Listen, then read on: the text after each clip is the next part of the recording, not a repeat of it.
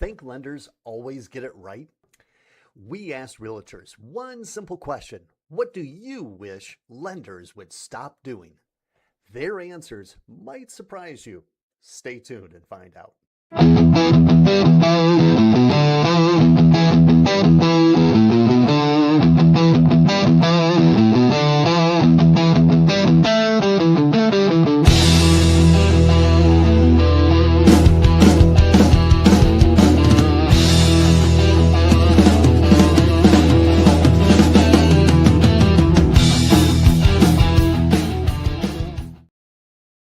Well, happy Wednesday, everyone, and welcome to the Mojo Show, where we give you real conversations, real advice to help make you smarter home buyers out there. I'm Joe Mortgage, your host. And I'm Cup of Joe Mortgage. This week's episode, we're flipping the script from last week's episode, actually 2 weeks ago. Last week, we took a pause on things. We'll explain in a moment, but where we discuss things lenders secretly wished realtors would stop doing. But this week, we're flipping the script and discussing things that realtors secretly wished us lenders would stop doing. Wish really both last week and this week we're really unveiling bad habits is really what we're doing, that some realtors and lenders out there have, and what is the better way of doing things so that you, the homeowner, can recognize who to use and who not to use out there. But before we get to all that, of course, a little coffee talk with the Joes this morning. Joe, I understand now last week we didn't get to have the show. And it was my mistake, because actually the last show we had, I had said next week we're going to be covering this week's topic. And I totally forgot that you and the family were going on vacation last week. So we didn't get to have the show last week. We did not. And honestly, I was going to do it, Joe. I was going to do it from the balcony where we're staying. So one, I want to give a shout out to Tyler and Kim Hodgson. They have an awesome VRBO out in Destin. It's Destin West Bay and Beach Resort. I'm giving them a shout out just because we got to stay in their beautiful condo for the week. And it's got the best lazy river in the area. So we got to oversee that. But Joe, my question to you, you've been in management, you've been in this business for a while. Mm-hmm. When you go on vacation, mm-hmm.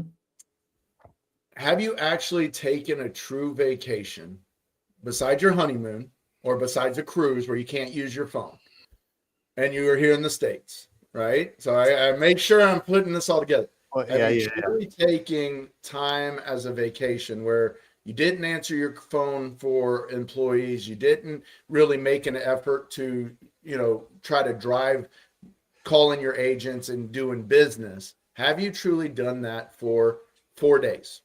No, I have not. Nope. 20 years of being married, Tina and I have been married for 22 years, but over 20 years of vacations with kids. I have never not answered my phone, mm-hmm. not checked in with other people, mm-hmm. not, made sure I knew what everything was going on in a day. Mm-hmm. Mm-hmm. Thank you to the team. Thank you to my partners. And our leaders that run the processing and things like that, because I think Monday was the only day that I actually checked on things. And then the rest of the week, I spent time with my kids. I made breakfast for us every morning. Oh, wow. My wife, and I did not worry about answering my phone. Now, I had a couple agents call me and I answered those calls. Agents, just let you know, I do answer those calls. And I had a client call me that we're under contract. Mm-hmm. But I did not worry about the office. And this was the first time, I would say, in 20 years that I haven't worried about the office when I'm on vacation. So like you said, no, you've never done it. I want to tell you, take that time, because it's more important for your family than mm-hmm. it would have been for me to make 3 more phone calls to try to get another loan during that time. And it was so refreshing. Now, getting back into work has been a problem the last couple of days. Well, and I'd like to pose on top of that the question to everyone listening out there. when you do go on vacation, if you're able to, right? No. How long does it take you? How many days does it take you to actually start to relax? Right. And not answer the phone like what you were saying, which I give you so much credit, Joe, because for those out there, Joe is an integral part of our brokerage. And to have him not do anything and the whole team pick up, is a huge deal. It is a huge deal. And I commend you for being disciplined and not answering your phone, not calling, checking in and all that stuff. But how long, for those of you listening, how long does it usually take you, do you find, how many days until you feel like you are actually relaxing? How long do you think it took for you, Joe? See, mine's a little different, so I'll answer it my way. I Okay. love I love driving. I grew up getting in the car, long trips. Those hours in the car is my unwind, let everything go. My dad always had about a 30 to 45-minute drive home Okay. from work. So that drive, when we left at 6 o'clock on Friday night and started driving to Destin out of Dallas. Mm-hmm. So it's a 10-hour drive. We drove about 7 hours that night between the kids and I. And we Mhm. stopped at a hotel in Jackson, Mississippi. Mm-hmm. And then we drove in the next morning. So I would say Saturday took me because that's the travel in day. Yep. So by Sunday, I was already in vacation mode. Wow. I think if I would have flown, I don't know if it would have, I think it would have been Monday before I would have gotten in vacation mode, because it would have been all the hustle and bustle of traveling, Right. getting on the plane, getting down there, figuring out how to get to the place we're going, and then not having a car. Mm-hmm. You're renting a car or you're, Ubering. I don't know if I would have been as relaxed, because that drive got me relaxed. What about for you?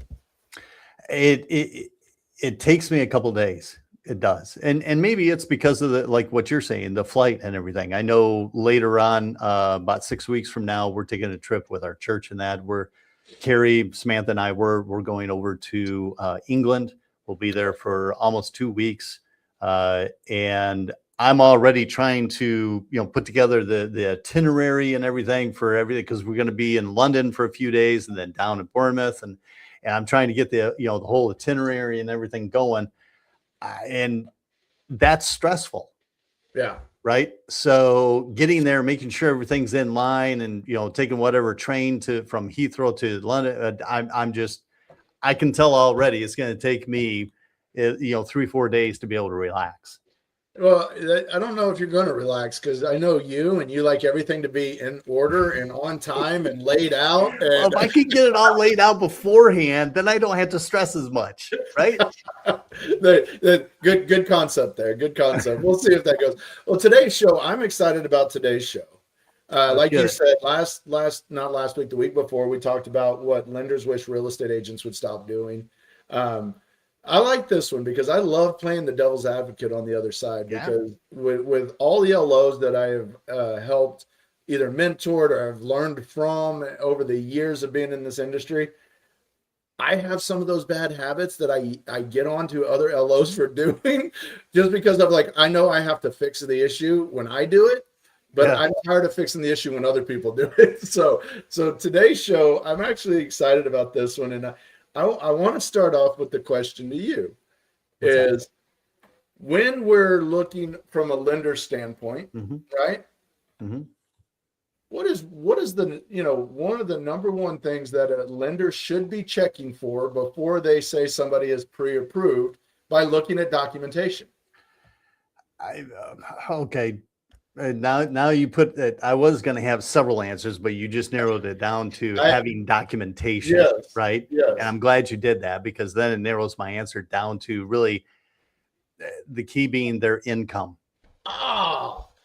Really. And why did that one last piece of the key of documentation make all those other things out there go away to just focusing on that one thing that you said, income?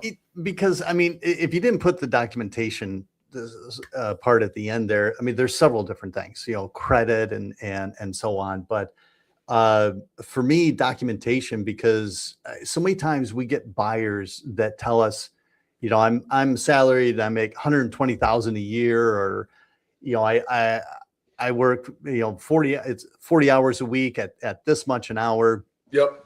But by the time we get their pay stubs and we start to see that 120,000 a year actually is about 100, maybe 110,000 a year salary. The rest is bonuses or commissions. And though the bonuses and commissions, folks, please understand that's variable income. And when it's a variable income, you might have done great last year, but we have to average it over 2-year period when it comes to any type of variable income. So last year might have been great. The previous year may have not been as good. By the time we average it, it's not going to be 120,000. And those of you that say that you work 40 hours a week, well, sometimes it's like 38.6 or 37.8 or, maybe 40. And so that becomes variable as well, because it's not a set 40 hours every single week. Well, you bring up a couple of great things there is on the bonus income. Not only do we have to look back at the past history, we have to look at how is your bonus paid? Because if you're paid on a quarterly bonus, we're in the third quarter right now, but if you've paid no bonuses this year, then that's not usable bonus income anymore. Right. And so without documentation, realtors want us to stop taking the word of a client on the application. Yep. And we've all done it. Let's be honest with each other. We've all done it. Yeah. We have those clients like, the way they talk, the career they're in, they know their income. They don't when it comes to how we have to calculate it. Absolutely. They know what they think they make. They don't know how we have to calculate it. So, that we've got to stop giving out pre-approvals and stop taking the word of the clients on their income. And if you're taking the self-employed client's word for what they make, please surrender your licenses and get out of the industry. Absolutely. I agree. Yeah. Especially with self-employed. I've got a client right now and love how she does everything, but she does it the right way to be self-employed. I can't use, the gross income without doing a specialty product. Stop taking the word for things, so we're working through that solution. But that is one of the big things is, that piece. But Joe, you also talk about your hourly employees. Yes. Same thing comes with what? Overtime. Yep. Overtime. We ended the year strong in 25. You had that overtime that was, 8 hours every week of the last quarter. Yep. But then what did you do in January, February, and March? Nothing. No overtime. Right. The overtime wasn't there because it didn't ramp back up yet. Well, guess what? That comes into play a lot of times. We have to ask a lot of questions. Yep. So if we just take, that information at the beginning of the year, we could be in trouble with your pre-approval. Great. So a lot of those things, underwriters just they look at them as not being stable enough to verify that it's likely to continue. And I because of that, I can see why realtors get frustrated with lenders that they're not verifying, before you send out that pre-approval letter. And then, the buyer looks approved until we get them into underwriting. And then things change and it falls out. I can totally see why realtors get frustrated with lenders that don't, verify their income with the proper documentation and just taking the buyer's word for it. Yeah. And that's where it's hard. And a lot of people are like, well, I had a bad experience because after we already got under contract, now they're asking me for all this documentation of my income. A lot of times what that is, the LO didn't do their job up front to say, hey, when you get a new pay stub, I need you to upload it for me. Yep. Or, hey, we're under contract. 2 months ago, we were pre-approved. I need a new pay stub right now. So that way, when I'm sending out this, pre-approval letter again, because I send them out every time they make an offer. So I'm actually checking that stuff. So it's just funny that, I saw that as one of the topics and I was like, this is the best one for me to ask because I yell at LOs all the time. Well, how did you calculate this income when you don't have any document? Oh, the client emailed them to me. Well, they're not in the system. I don't know where they're at. I don't know how you did it. Right. So, that is a big one to me. Another one that realtors complain about us lenders not doing, calculating properly is actually property taxes. Oh, we need Yeah. Nashville going here. Yeah. Because and here in Texas, right, there's different areas that are what's called a mud district. Mm-hmm. Now, when I lived in Michigan, and I'm still licensed in Michigan and also Tennessee and Kentucky, and Michigan, we didn't have mud taxes, and certain parts of Texas don't have mud taxes, right?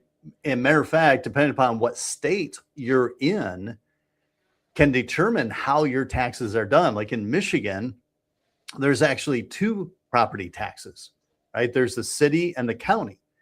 And one is collected in the summer, one is collected in the winter. And so they have to be set up differently to be able to make sure their escrow, if they are escrowing, is going to have the funds there when it comes time to pay either of those tax bills. Yep. Yeah.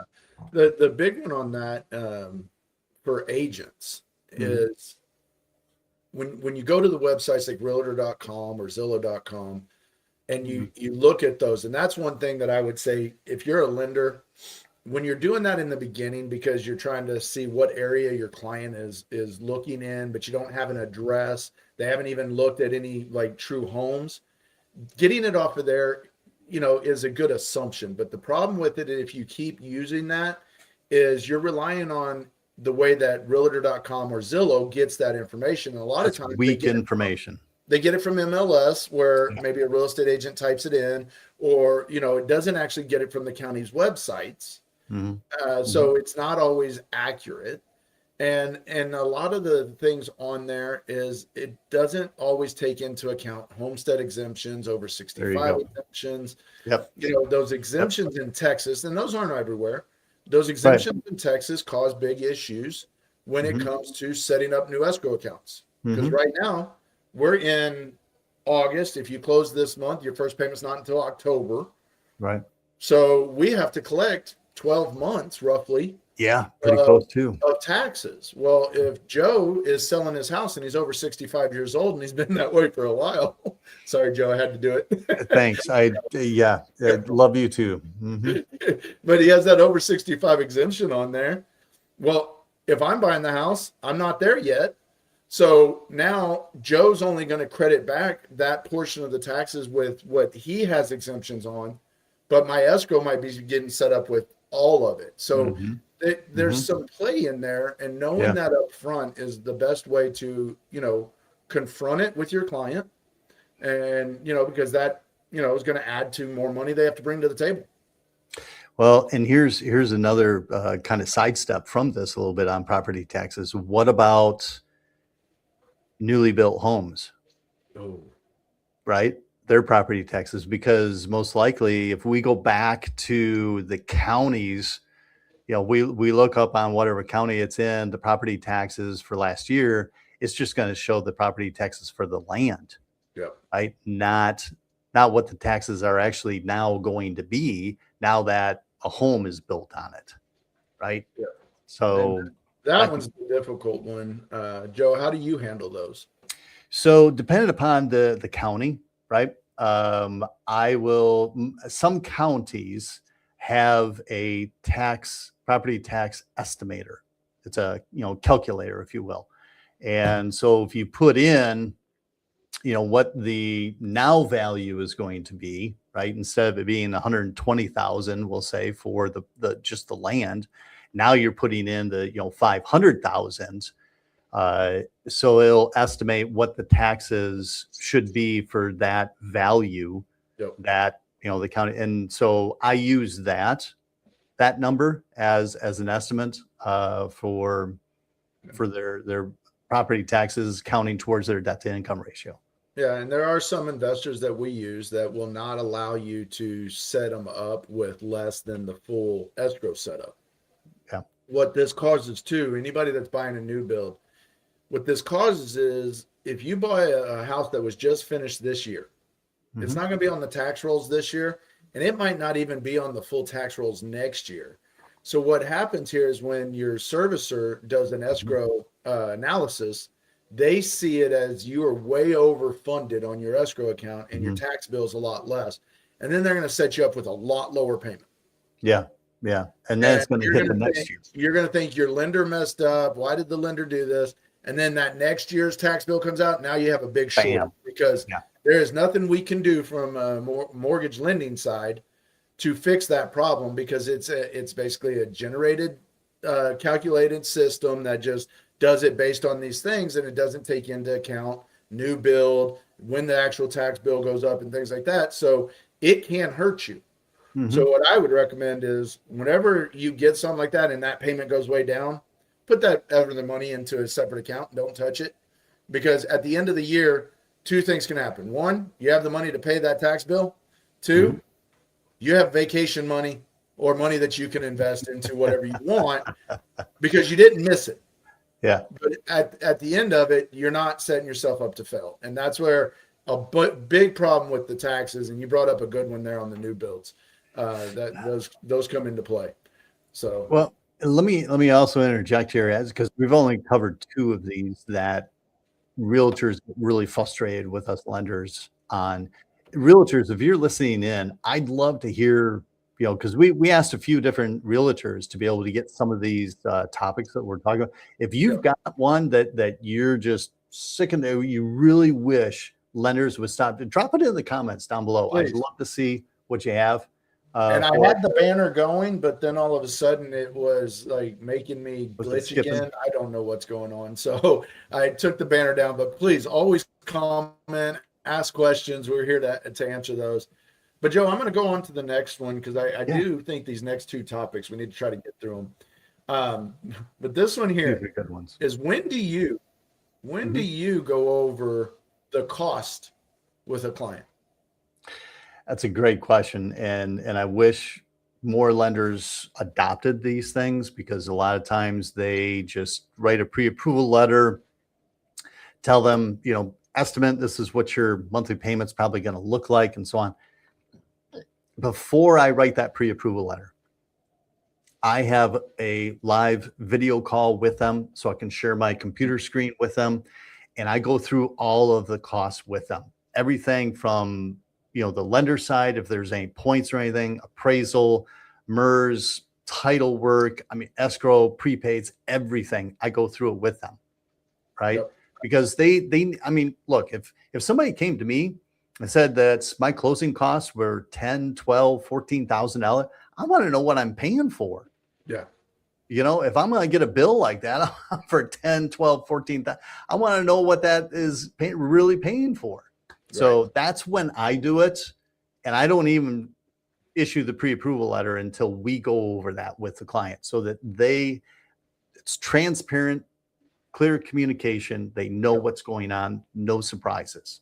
And people talk about, how is that scalable? Well, it depends on what type of business you're trying to do and how many loans you're trying to do.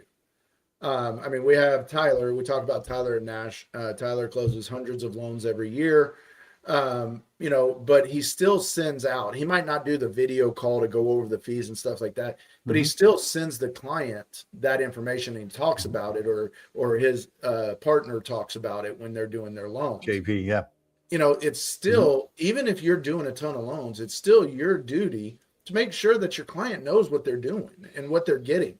I know Nash does his a little different. He'll give them the information, the high level, and then, Mhm. when he goes under contract, then he is breaking it all down. Nash Okay. is very accurate, so he is Yeah. wanting to be within a couple $100 at closing from what he's showing you, and Mhm. and that works well for him. I'm like Mhm. you. I do the video calls. I like to get all that out and up front. Mhm. If you're going to shop me. I don't care, because if you like my service, you like what I'm going to bring to you, then my competitors that do the same things, I can give you better service.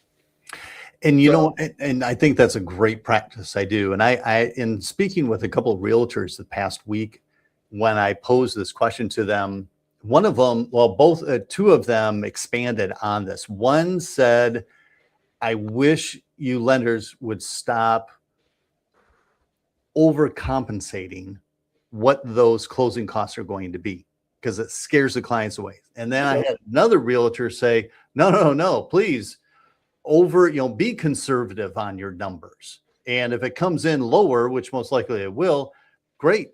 The buyer wins, right? Yeah. But I think there's a fine line. I think there's a fine line on being too overestimating your fees and way under. I'm usually over by about $1,000 to $1,500 same here. because there's a couple of them in there like a survey, title insurance, and it's being paid for by seller. I leave all that as you're paying it as a buyer, and then when a contract comes in, those usually lower that. So I try to keep it within that when I'm doing it, so it doesn't scare people off, because I do believe, like, if I give them 12 months of this and 12 months of that and 2 points and all this stuff, that is going to scare them away. Yeah. And I think as well, just to take it a step further for any lenders out there, because let's face it, Joe, a lot of the retail big box lenders don't do this, right? In going through these numbers with them in detail, like we do. Yep. I think as well, we need to make sure that we're letting the clients know that, granted, these are all your closing costs, but there are some things you're going to have to do up front, whether it's the earnest money deposit, the appraisal, inspection, upfront costs that are going to come out of their pocket directly. Yeah. Well, up here in Nebraska, what my agents have to do, they have to provide the client at time of putting in an offer a fee sheet. Okay. Wow. So that's good. They have to give them a fee sheet of what estimated costs are. So, you said you do video calls. I do those too. I follow them up with what's called Loom videos. Nice. But I copy the real estate agent on that email, get the client's permission, and then it has the itemization sheet there, and they don't have to guess at what these numbers are, because I already have it laid out on what those fees look like for us. So my agents like that up here. And some states, they have to do more than what, Texas, they don't have to provide that information. So now I think all of this kind of rolls into the next point that realtors get frustrated with us lenders on, and that's poor communication with everyone involved, right? Whether the listing agent, buyer's agent, title, client, even, when there's things going on, everybody needs to be abreast of what is going on and not have lenders, because you and I hear horror stories all the time of lenders that just go dark, right? The realtors tell us about. Yep. And that's a huge mistake right there. Yeah. When a lender goes dark, or an agent goes dark, because I've had it both ways, right? Yeah, both sides, right? When somebody goes dark, that means that they're not confident in the resolution. They don't know where to go to get an answer, or they messed up and they're not going to take ownership, in my opinion. But when you say, problems with communication or poor communication, what was your expectation set? To me, that is the big area I believe we miss in as partners. As a lender. Right? I need to know, how does my real estate partner want that communication? Because I have some that want just the emails when we move a milestone. So like when I get it disclosed, when it's submitted to underwriting, when my appraisal's received, that's all they care about. And if there's something bad going on, they want me to call them. Right. That's easy communication. I have some agents that want weekly updates on pre-approvals, weekly updates on this. Some of those agents I will work with, some of them I won't. We've got to have that same kind of mesh of what expectations are set, because if your expectation is, Joe, you want daily emails and I don't know that, then I'm a poor communicator to you. Right. Right. Yeah. So those expectations have to be set up front between the realtor and the lender up front. Yeah. Absolutely. Yeah. And how do you address, Joe? Let's say something came up, it happens. You have to delay the closing. You're 4 days out from closing. You have to make that phone call, or you have to communicate somehow. How do you communicate, and when do you communicate to your agents, and kind of go through who you start with and where you end? So, depending on what the problem is, obviously, right? Let's just say it's, something with the appraisal, maybe. No, because appraisal, you have to tell the agents and all that stuff, right? Let's just say it's an income thing you had to overcome. You're overcoming it, but you can't get that document for a couple more days, so you're having to push closing. So my first call is going to be to the buyer's agent. And we're going to have that discussion and what the solution is, right? What we're working towards, what kind of timeline are we looking at? Yep. There, I'm going to call the buyers and go over it with them and let them know that, whatever additional documents that I may need, it could be in that you're talking about income, additional documents that I need. Right. We didn't have to delay the closing, but we had a situation like this and we were waiting for the document to come in from the client. Yep. And the client was waiting for the document to get to them. Right. So it was a constant every day or two checking in to see if we got that yet. And meanwhile, keeping both the buyer's agent and the listing agents up to date on those things so that they knew what was going on in case we did have to push the closing out. Thankfully, we didn't have to, but Right. it starts with you go buyer's agent, buyer's kind agent. of talk through what's going on, get the estimate on temperature check on if we have to push closing, all that stuff. Then you go to the buyer, talk about the issues. Probably not the first time you've had a conversation with their income or something that's going on. And then to the listing agent. Okay. Yeah. When do you communicate to title? See, that I think is where we miss as LO sometimes. If we end up needing to push the closing date out. Right. Because title is part of this too and part of our partnership. Well, actually, I also put it in my weekly updates. Yeah. So it's little things like that from a communication standpoint. I think it's the expectations. And then can I follow those expectations? Can I meet those expectations? Because if I can, then we're a good partnership.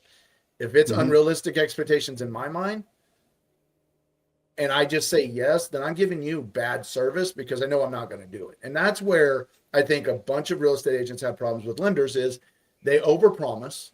They know they're not going to do it, but they also know that they can get one deal out of this agent. And if I do a really good job, maybe I don't do what they expected, they'll give me another chance. And then I can get them to work the way that I want them to. That is a bad partnership. I agree. And that's why, I know we're over time, but I'm going to end it with this one. That's why in the workshops that we have talked about in our presentations, the things that we do and we teach to our LOs, you're doing an interview right then to see if this is a good partnership for both of us, not just the agent. Yeah. There's also got to be a good relationship for me. And so, when we start doing that, then you have a professional partnership and you don't have the poor communication issue. You don't have the taking a buyer's word for their income issue. You don't have the calculating property taxes issue. Because guess what? We have a true understanding of what this business partnership is to get this done. That fixes a lot of the things real estate agents don't want. I agree. Because then go ahead. That also fixes what we don't want real estate agents doing as a lender. So if you do that interview and you come up that you guys are a good fit together, then you don't have the issues from 2 weeks ago and you don't have the issues from today's show. And I think if anything, I know we're over time, but I think, if you're working as a lender or a realtor, you're working with a new lender that you haven't worked with before and you're looking to build that relationship, or you're a lender working with a realtor for the first time, you're trying to build that relationship. When your first loan in that client is closed, I highly recommend doing a meeting afterwards between the two of you and just break everything down, right? Yep. What went good, what went bad, where can we adjust things, both of us? Because if you're not doing these things, then you're just a vendor. You're not a partner, right? Or you're insane because you're expecting something to change, but you're doing the same thing over and over. Exactly. So, well, here's the bottom line. Lenders, if you're watching this, give weekly updates at least. Be proactive. If there's a problem, communicating and working together as a team actually can help come up with solutions together. I'm going to use words that Joe here tells me all the time. Inspect what you expect. Verify everything before sending out that pre-approval letter, right? Inspect what you expect. At the end of the day, we're on the same team, folks. Realtors aren't trying to make lenders' job harder, and lenders aren't trying to make realtors' job harder either. When we communicate well, everybody wins, especially the client. Next week, folks, tune in next week as we're going to have on the show a special guest, retired Navy veteran Matt Johnson, who turned realtor at the Anchor Up Realty Group.